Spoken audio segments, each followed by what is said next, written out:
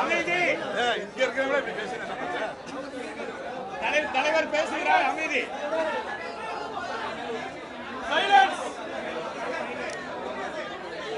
நடைபெற்ற சட்டமன்ற பொதுத் தேர்தலில் ஏற்கனவே விடுதலை சிறுத்தைகள் கணித்தபடி தொங்கு சட்டசபை உருவாகும் நிலை ஏற்பட்டுள்ளது. இந்த நிலையில் தமிழக வெற்றிக் கழகம்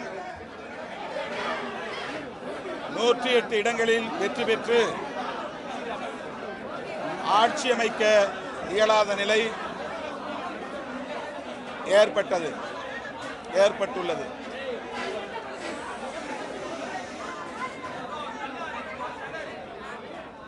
திராவிட முன்னேற்ற கழகத்தின் தலைமையிலான மதசார்பற்ற முற்போக்கு கூட்டணியில் விடுதலை சிறுத்தைகள் கட்சி இடம்பெற்று 8 தொகுதிகளில் போட்டியிட்டது. 2 தொகுதிகளில் வெற்றி பெற்றோம். அதேபோல இடதுசாரி கட்சிகளும் தலா 2 இடங்களில் வெற்றி பெற்றன. இந்த நிலையில் இடதுசாரி கட்சிகளின் தலைவர்களும் விடுதலை சிறுத்தைகளும் முன்கூட்டியே கலந்து பேசினோம். மக்கள் நல கூட்டணி உருவான காலத்திலிருந்து கொள்கை அடிப்படையில்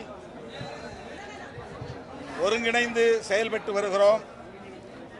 மக்கள் பிரச்சனைகளின் அடிப்படையில் ஒருங்கிணைந்து களமாடி இருக்கிறோம். ஆகவே இந்த அரசியல் நெருக்கடி உருவாகியிருக்கிற சூழலில் இடதுசாரி கட்சிகளும் விடுதலை சிறுத்தைகளும் தொலைநோக்கு பார்வையோடு எதிர்கால அரசியலையும் கருத்தில் கொண்டு இணைந்தே முடிவெடுப்போம் என்று நாங்கள் கலந்து பேசி அதன் அடிப்படையில் அறிவிப்பு செய்திருந்தோம். இடதுசாரி கட்சிகள் இந்திய கம்யூனிஸ்ட் கட்சி மற்றும் மார்க்சிஸ்ட் கம்யூனிஸ்ட் கட்சி ஆகிய இரு கட்சிகளும் மாநில குழுவில் எடுத்த முடிவுகளை அடுத்து அந்த முடிவை ஒட்டி விடுதலை சிறுத்தைகளின் உயர்நிலை குழுவில் கலந்தாய்வு செய்து அவர்களின் ஒப்புதலோடு முடிவை அறிவிப்பதென்றும் திட்டமிட்டிருந்தோம். அதன்படி நேற்று 8ஆம் தேதி மார்க்சிஸ்ட் கம்யூனிஸ்ட் கட்சியும் இந்திய கம்யூனிஸ்ட் கட்சியும் தாவேகாவுக்கு ஆட்சி அமைப்பதற்கு ஆதரவளிப்பது என்ற முடிவை எடுத்தார்கள். அந்த முடிவை முன்வைத்து விடுதலை சிறுத்தைகள் கட்சியின் உயர்நிலை குழு கூட்டம் நேற்று மாலை 6 மணிக்கு ஜூம் இணைப்பு வழியாக நடைபெற்றது. 30க்கும் மேற்பட்ட தோழர்கள் அங்கம் வகிக்கும் உயர்நிலை குழுவில் மார்க்சிஸ்ட் கம்யூனிஸ்ட் கட்சியும் இந்திய கம்யூனிஸ்ட் கட்சியும் எடுத்துள்ள முடிவை முன்வைத்து தங்கள் கருத்துக்களை பகிர்ந்து கொண்டார்கள். அந்த கருத்துக்களின் அடிப்படையில் நிறைவாக கட்சியின் தலைவர் இறுதியான முடிவை எடுக்கிற அதிகாரத்தை வழங்குகிறோம் என்று அந்த உயர்நிலை குழுவில் தீர்மானிக்கப்பட்டது. அதன் அடிப்படையில் தான் மீண்டும் இன்றைக்கு விடுதலை சிறுத்தைகள் கட்சியின் பொதுச் செயலாளர்கள் சட்டமன்ற உறுப்பினர் தோழர் சிந்தனை செல்வன், நாடாளுமன்ற உறுப்பினர் தோழர் ரவிக்குமார் ஆகியோரோடு நான் கலந்தாய்வு செய்து ஒரு முடிவை எடுத்தோம். அதன் அடிப்படையில்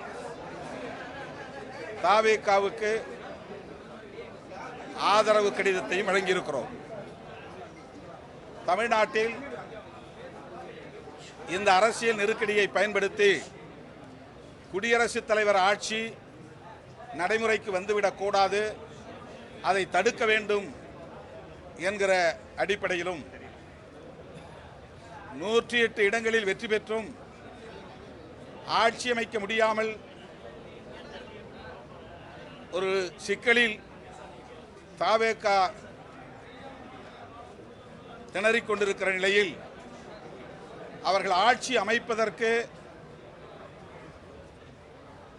விடுதலை சிறுத்தைகள் ஆதரவளிக்க வேண்டும் என்கிற அடிப்படையிலும் இந்த ஆதரவு நிலைப்பாட்டை நாங்கள் எடுத்திருக்கிறோம். அதாவது இரண்டே காரணங்கள். தவேக தலைவர் விஜய் ஆட்சி அமைப்பதற்கு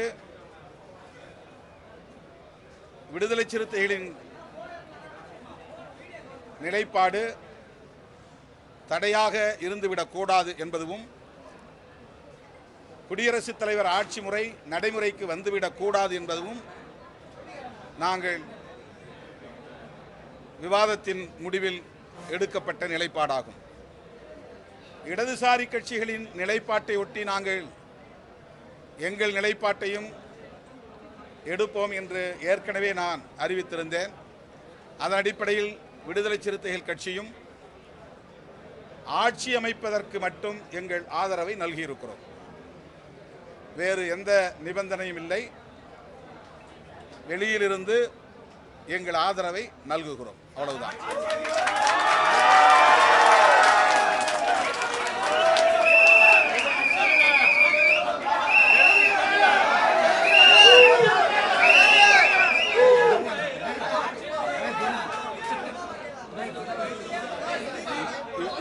இன்றைய நிலை வரையில் நாங்கள் ஒரே விஷயத்தில் மட்டும்தான் கவனம் செலுத்தியிருக்கிறோம். எங்களால் விஜய் ஆட்சி அமைக்க முடியாமல் போனது என்கிற நிலை ஏற்பட்டுவிடக்கூடாது. எங்களால் தமிழ்நாட்டில் குடியரசுத் தலைவர் ஆட்சி அமலுக்கு வந்துவிடக்கூடாது. இதன் அடிப்படையில் வெளியில் நின்று எங்கள் ஆதரவை நல்குவது ஆட்சி அமைப்பதற்கு உறுதுணையாக இருப்பது என்கிற அளவில் இந்த முடிவை நாங்கள் எடுத்திருக்கிறோம்.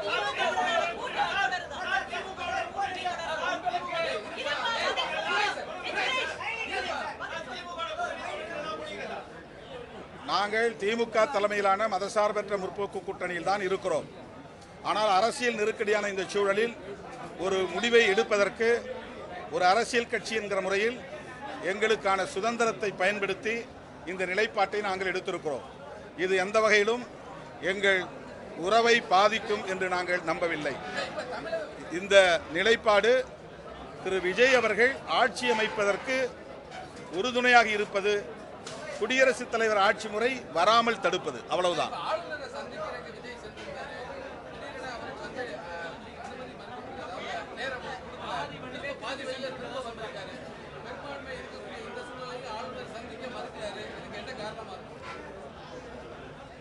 ஆளுநர் திரு விஜய் அவர்களை சந்திக்க மறுத்திருப்பது அதிர்ச்சி அளிக்கிறது. ஏற்கனவே நாங்கள் விடுதலை சிறுத்தைகள் கட்சியின் சார்பில் கூறியிருந்தோம். மக்கள் அவருக்கு கூடுதலான இடங்களை தந்து தனிப்பெரும் கட்சி என்கிற அங்கீகாரத்தை தந்திருக்கிறார்கள். அவர்களுக்கு ஆட்சி அமைப்பதற்கு அனுமதி அளிக்க வேண்டும் என்ற கருத்தை ஏற்கனவே சொல்லியிருந்தோம். போதிய எண்ணிக்கை இல்லை என்று சொன்னார்கள். அந்த போதிய எண்ணிக்கைக்காகத்தான் இடதுசாரிகளோடு விடுதலை சிறுத்தைகளும் ஆதரவை நல்கியிருக்கிறோம்.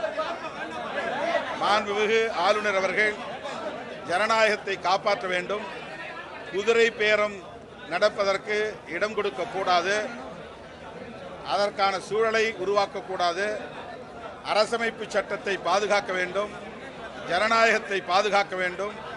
எனவே ஆட்சி அமைப்பதற்குரிய எண்ணிக்கைகள் அப்சல்யூட் மெஜாரிட்டி என்று சொல்லக்கூடிய 118 இடங்கள் இன்றைக்கு தவேகாவுக்கு உள்ளது. இந்த நிலையில் அவரை ஆட்சி அமைக்க அனுமதிப்பதுதான் ஜனநாயகமாகும். ஆளுநர் ஜனநாயகத்தை படுகொலை செய்யக்கூடாது என்று வேண்டுகோள் விடுக்கிறோம்.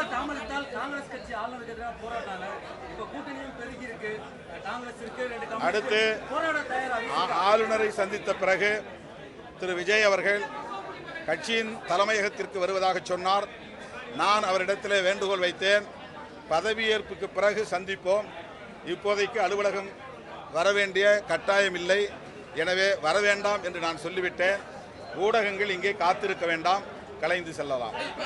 எங்களுடைய தோழர் வீரபாண்டியன், தோழர் சண்முகம் இரண்டு பேரையும் இங்கு வருவதாக இருந்தது. தோழர் சண்முகம் ஆளுநர் மாளிகைக்கு சென்றிருக்கிறார். வழிநெடுக போக்குவரத்து நெரிசல், அவர் வந்து சேர காலதாமதமாகலாம். தோழர் வீரபாண்டியன் எங்களோடு இருக்கிறார், அவர் சில வார்த்தைகளை சொல்லுவார்.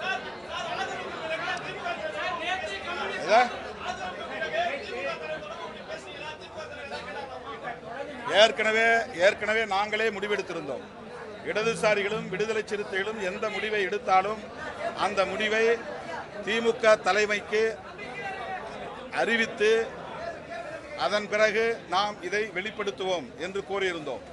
அதன்படி திராவிட முன்னேற்ற கழகத்தின் தலைவர் தளபதி ஸ்டாலின் அவர்களுக்கு இந்த தகவலை நாங்கள் முறைப்படி சொல்லியிருக்கிறோம். நாங்கள் இந்த முடிவை எடுக்கிறோம் என்று சொன்னதற்கு, அது உங்கள் கட்சிக்கான சுதந்திரம், நீங்கள் அப்படி முடிவெடுப்பதாக இருந்தால் வாழ்த்துக்கள் என்று எங்களுடைய நிலைப்பாட்டுக்கு அவர் ஓகே சொல்லியிருக்கிறார். அவர் ஆரம்பத்திலிருந்தே சொன்னார், திரு விஜய் அவர்கள் ஆட்சி அமைப்பதற்கு நாங்கள் ஒருபோதும் இடையூறாக இருக்க மாட்டோம் என்று சொன்னார். அந்த ஒரு பெருந்தன்மையான கருத்தை அவர் தொடக்கத்திலிருந்தே சொல்லி வருகிறார். நேற்றும் கூட அவர் ஆட்சி அமைப்பதற்கு காலம் தாழ்த்தக்கூடாது என்ற அறிக்கையை வெளியிட்டிருக்கிறார். இந்த நிலையில் விடுதலை சிறுத்தைகள் கட்சியின் சார்பில் திராவிட முன்னேற்ற கழகத்தின் தலைவர், மதசார்பற்ற முற்போக்கு கூட்டணியின் தலைவர் அண்ணன் ஸ்டாலின் அவர்களிடத்தில் எங்கள் நிலைப்பாட்டை முன்கூட்டியே அறிவித்திருக்கிறோம்.